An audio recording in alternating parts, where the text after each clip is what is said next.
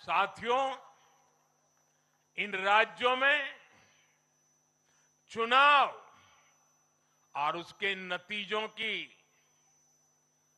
राजनीतिक एक्सपर्ट्स अपने अपने तरीके से समीक्षा कर रहे हैं, लेकिन इन नतीजों की एक और बहुत अहम बात है इनकी टाइमिंग।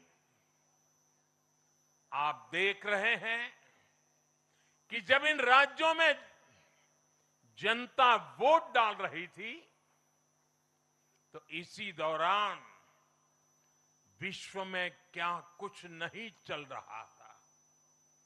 जगह जगह युद्ध के सायरन बज रहे थे, अस्थिरता और अराजकता का माहौल रहा, वैश्विक अर्थव्यवस्थाएं संकट में दिखी और उस दौरान भारत का जन जन स्थिरता के लिए वोट दे रहा था।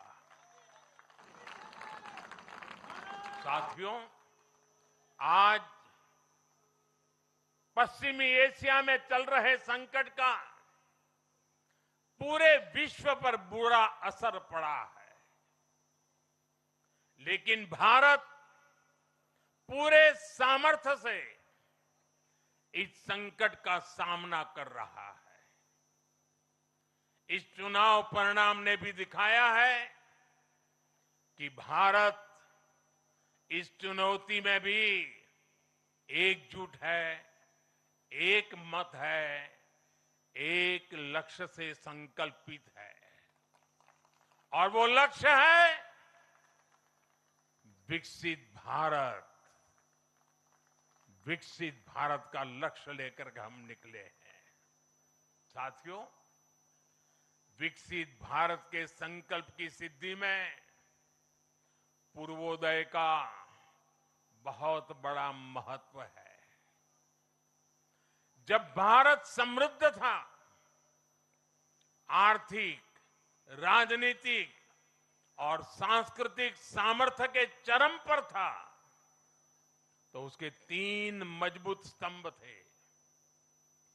ये स्तंभ थे अंग, अंग यानी आज का बिहार, बंग यानी आज का बंगाल, और कलिंग यानी आज का उड़ीसा। कलिंग उस समय हिंद महासागर के समुद्री व्यापार का एक छत्र सम्राट था। कलिंग के बंदरगाह पूरे एशिया तक भारत के उत्पादों को पहुंचाते थे। वही अंग सूत, रेशम और अन्य व्यापार के साथ साथ नालंदा और विक्रमशिला जैसे एजुकेशन सेंटर्स का भी हब था। और बंग वो सांस्कृतिक धरती थी जहां से भारत की आत्मा की आवाज उठती थी।